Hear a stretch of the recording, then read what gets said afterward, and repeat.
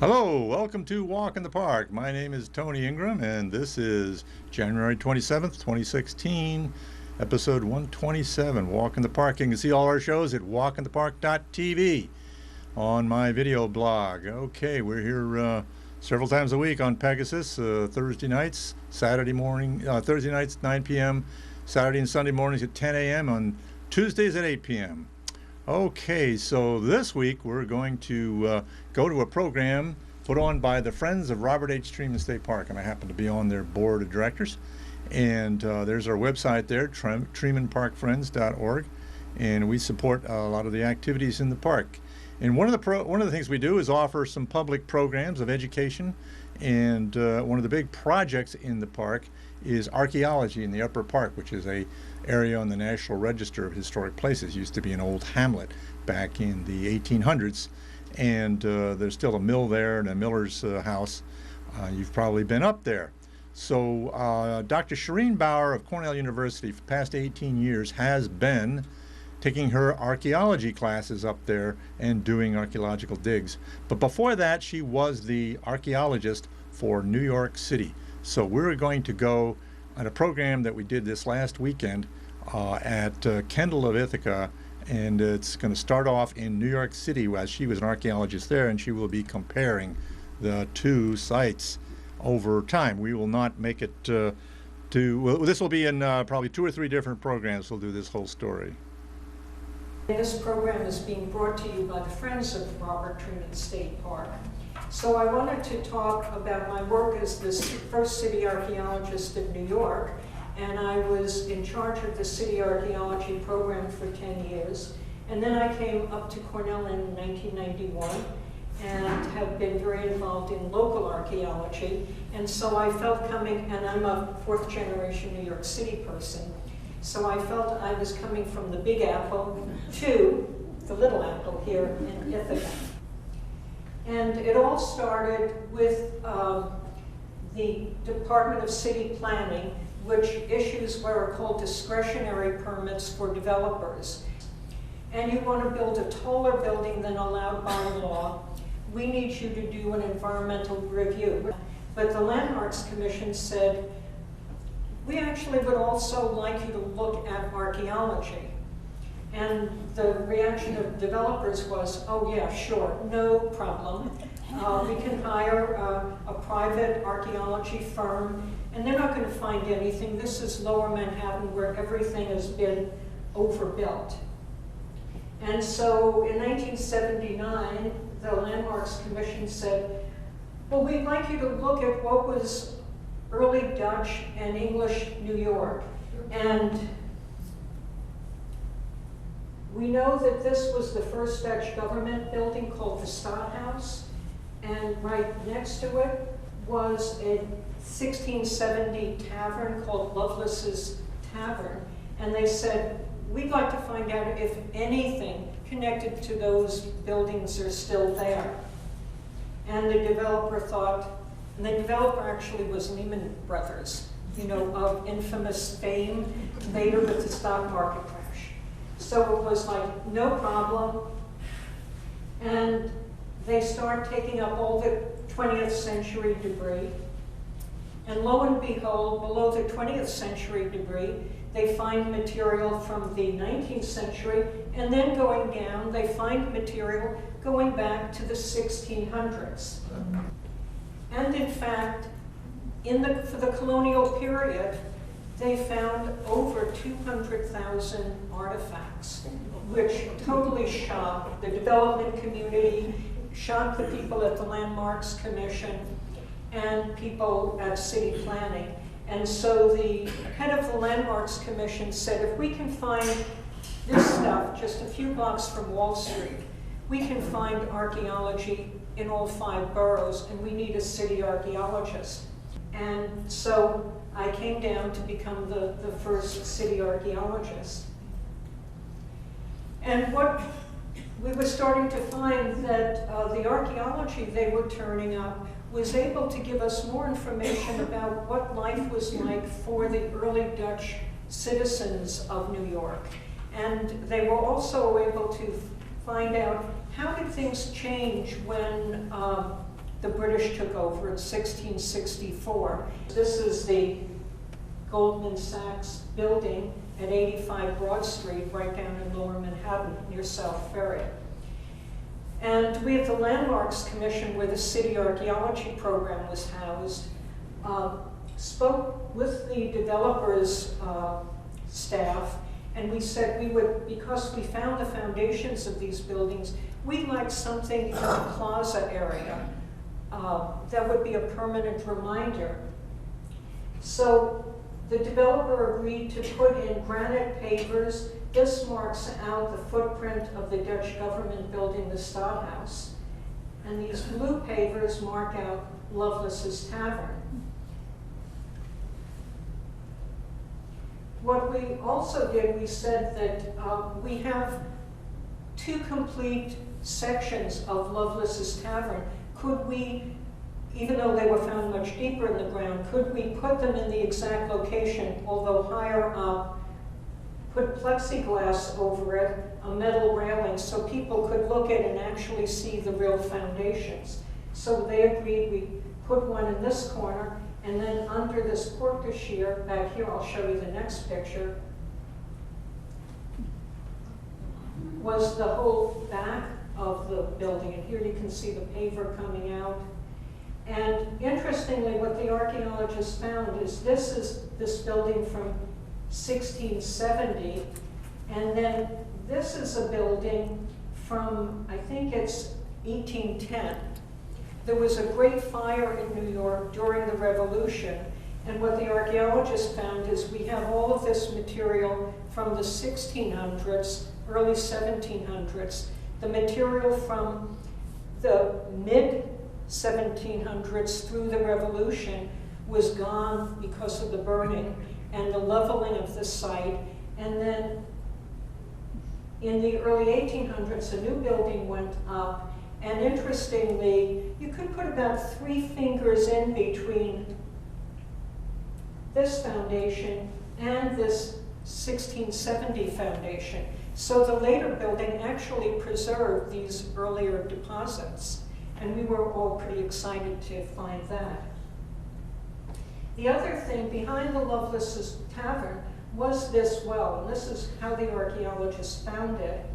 They labeled every single brick so that it could be reconstructed in the plaza area. And there's the plexiglass, and here you can see the well, but it's only a portion of the well that we put in. And here you can see how it looks, you know, with someone in the winter looking into the well. The other big thing we were discovering was that this is the shoreline of Dutch New York. And when the Dutch came in, they were used to evening off shorelines, because that's what they did in Holland. And so right away they start evening off the shorelines.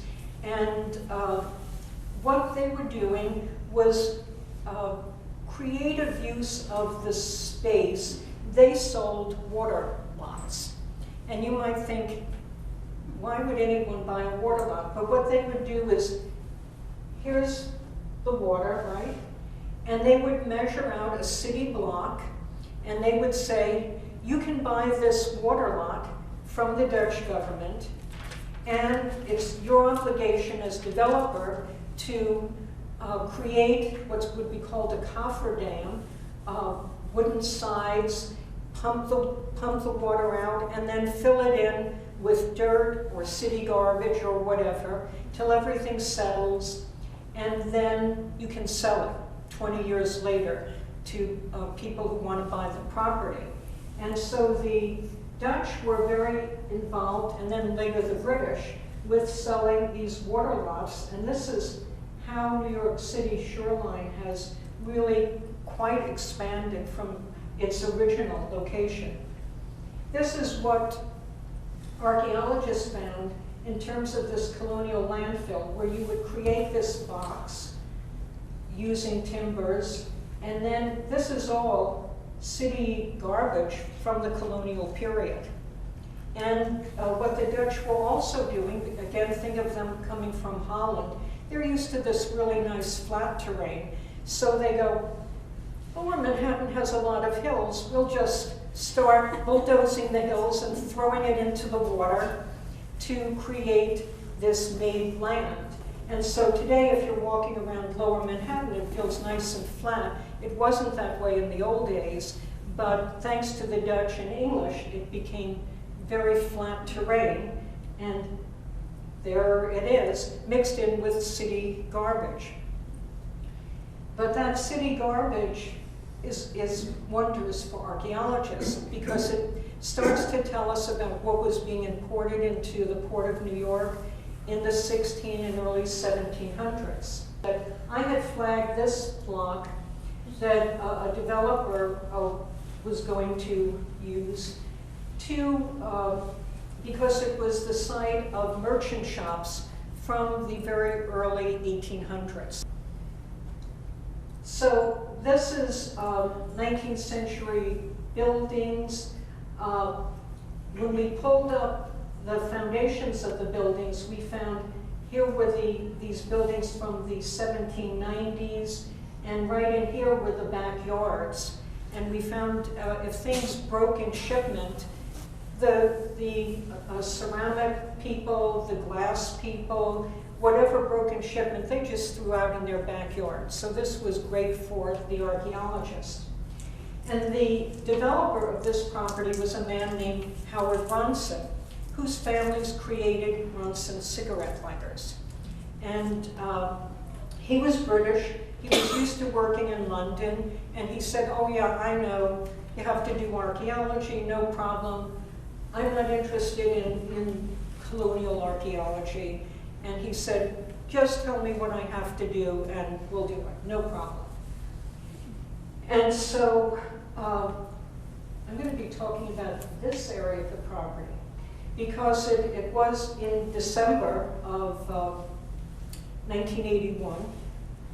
And I went to talk to Mr. Ronson and said, you know, we're getting into the winter and we could have a snowstorm. And if we have a snowstorm, could I please have additional days for the archaeologist working on the site? And if perchance, because this was a water site originally, if they used a ship as part of the garbage for the property or for a border of the property, could we come back and renegotiate? And Ronson said, sure. You know, we're talking about he said, what's the probability of a ship? And I said, well, we've looked at all the documents. There's nothing in the documents that say a ship was ever used on this block. And he said, sure, no problem.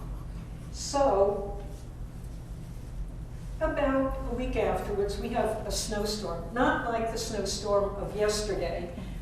It was about 8 inches of snow, not like what Central Park has had 25 inches of snow. Kennedy Airport, I think, had 29 inches of snow yesterday. Nothing like that paralyzed New York. It just paralyzed us for a day. So I said, could we have an extra day? And he said, I'm a baseball fan. Yep, you're batting 500, sure, no problem. And so then about 3 weeks later, it's the beginning of January, I'm at an archaeology conference down in Philadelphia, and the person who was the site supervisor calls me up and says, right in this area, we were testing to see what the landfill devices look like. And think back to that slide I showed you with that whole wall of wooden timbers were found. And I said, yes, what's the problem? And he said, instead of finding that wall of wooden timbers, I think we found a ship. And I said, I know that you've wanted to find a ship. Nobody has found this ship on any of these digs. Wait till I come back, and we'll bring the maritime expert from the South Street Seaport. We'll lower him down in the hole and take a look. But you did not find a ship. So I come back, it's Monday, we go out, we lower the guy down, we bring him back up, he's beaming, and he said, congratulations, you were the proud owner of an early colonial ship. So then I have to go back and talk to Howard Ronson, and I said, I have some interesting news. And he said, when you say that, it's not going to be good. And I said, well, we found a ship on your property. And he said, a ship? Well, how old is this ship? And I said, as best as the maritime expert could tell, it dates to early 1700s. And he said, I like ships. I really like ships. So with this ship, what's it called? And I said, there's nothing in the documents. It must have been that the people who were developing this block used this ship, but never recorded that they sunk a ship for their outermost wall. And he said, well, so what do you do if the ship doesn't have a name? And I said, well, the policy in underwater archaeology, maritime archaeology, is you name it after the person funding the project. And he said, oh, I am funding this project. Is this going to be the Ronson ship? And I said, yes. And he said, my ship. Well, tell me what we need to do to excavate my ship. And I said, well, this may sound funny, but while I've done a lot of sailing, I'm not a maritime archaeologist, and it would be great to have real maritime underwater archaeologists be able to come up because they really know ships. I know stuff about ceramics and glass, stuff from the land, architecture, but not ships. And he said, well, where would I get these folks? And I said, now, this is going to sound very strange, but the big center for maritime archaeology is at Texas A&M. And he goes, isn't that an ag school? And I said, yes, do not ask me why maritime is in this ag school in Texas, but it is. It's where most of the people being trained to work in the Mediterranean who are from North America are being trained.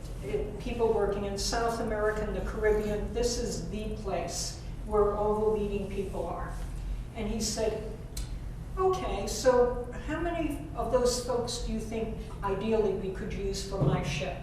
And I said, well, 20 would be great. And he said, sure, fine. And I said, well, you see, there is a problem. All the other folks working here live in the 5 boroughs of New York. They all go home at the end of the day. These people we would have to fly up here, put in hotels, and we need about 2 months to do this project, so it's going to be expensive. And he said, but it's my ship. I'm not concerned. I want my ship done properly by the experts. And this is at the time when the TV show Star Trek: The Next Generation was on, and he was sort of channeling into Captain Jean-Luc Picard, and so he just said, make it so, make it so. So I call up and I get 20 underwater archaeologists to come up for 2 months, and they're looking to excavate the hull of a ship like this. If I can go back one. Now, our ship was at an angle. The bow, oops, it was like this. The bow of the ship was totally on Ronson's property. The whole side of the ship, one side was on Ronson's property, and a little bit of the back of the ship, the stern, was on his property. Then part of it was right underneath Front Street. So I had to call city officials, and I said, we are going to excavate everything on Mr. Ronson's property, but sitting and being held up by the part of the ship that's on city property are sewer lines, water lines, gas lines. What do you want us to do? And the reaction from city planning and the mayor's office was, If it's been holding stuff up for hundreds of years, just leave it. And the mayor's thought was, if it's going to collapse, I'm probably not going to be mayor at that time. And it's not going to be my problem. So if you, at some point in the future, hear about a major collapse, Con Edison or gas stuff happening in the South Street Seaport area, you know our ship finally, that's still there, gave in. So what we had to do was set up a sort of pulley system as the underwater archaeologists went deck by deck down into the ship, excavating material. And then all the folks who were the land archaeologists who were excavating the backyards of these merchant shops, they're all here working with hoses, wet screening all the artifacts, coming up to clean them. Because what happened was the underwater archaeologists could see that the ship was dismantled. Everything sellable or usable on the ship was taken off. Then a cannonball was shot through the bottom of the ship to sink it. It was anchored into place. And then they started filling it up with New York City garbage to make sure it stayed in one location. So we were getting all of this great stuff from the 1840s, 1850s, but we know by the way the ship was built, it dated to about 1720, and we were getting material from the 1750s. So here are the archaeologists. They were labeling the ship's timbers as they took them out. And because we were working not really underwater, because we just had the East River coming in twice a day, what the maritime people did was create these, what looks like excavation square boundaries, so that they could be measuring down and recording exactly where in the ship they were finding material, so that when they were doing their laboratory work and their analysis, they'd know exactly how far into the ship, were they close to the port side or the starboard side, which deck they were in. And as we got towards the end of the dig, we were supposed to be finished on March 4th by 7 o'clock in the morning, because that's when the whole construction team was going to come in, and whatever was left was going to be carted to Staten Island landfill. And that's the landfill that also took all of the material from September 11th. So the last 2 weeks, everybody was working nonstop, 10-hour days for 14 solid days. And then on the last night, we said, we're so close to finishing, let's work through the whole night. And so at about 3 o'clock in the morning, the site manager came and he said, Shireen, we have never seen anybody work the way your folks are doing. Whatever time you need beyond 7 o'clock, we're not going to destroy anything. We'll give you whatever extra time. But the whole underwater team were so psyched. They were going to meet the deadline, and they were working like crazy. And we finished at 6:30 in the morning, a half an hour ahead of time. And Howard Robson said, I have never had a construction team, company, ever work this hard on any of my sites over in England or in the States. Next week I'm going to give you a party. So he had a whole catered party at the Waldorf Astoria Hotel, and he told us to come in pretty clothes, clean clothes, and he wanted to celebrate what a great job everybody did. So that was for everybody working on the project. Everybody was really excited, like, oh, so this is what you look like clean. Because we were for 2 months looking like we were sailing the America's Cup only through mud. so the big issue was what happens to the front of the ship. And I approached a number of museums in New York City to see if anybody would take the ship.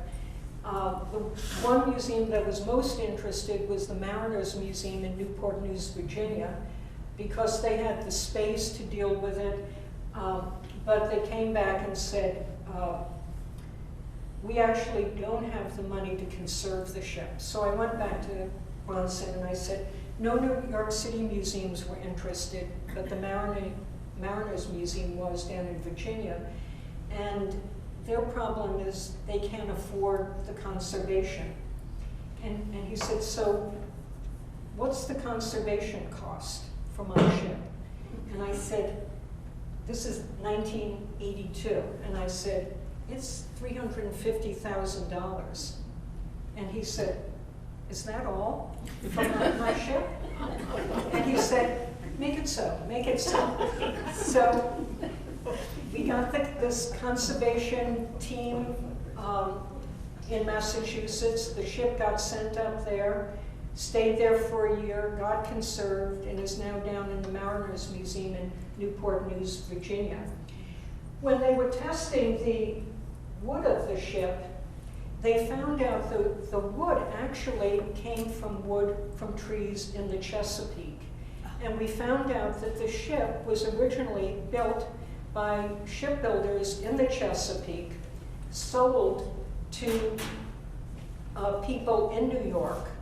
We know that it made the trip to England, to New York, and it also made the trek to the Caribbean because there were worm borings of critters that live in Caribbean waters. And so they were able to say it made not the triangle trade route going to Africa, but it made a triangle of London, Caribbean islands, up to New York, and back again, or down again, somewhere in that pathway.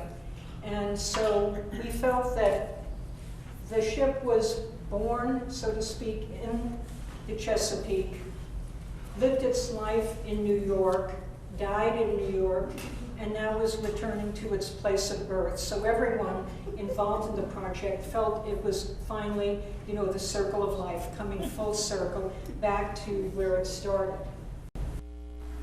Okay, to be continued. Thanks for joining me. We'll see you next time. Finish off with this slide of Buttermilk Falls.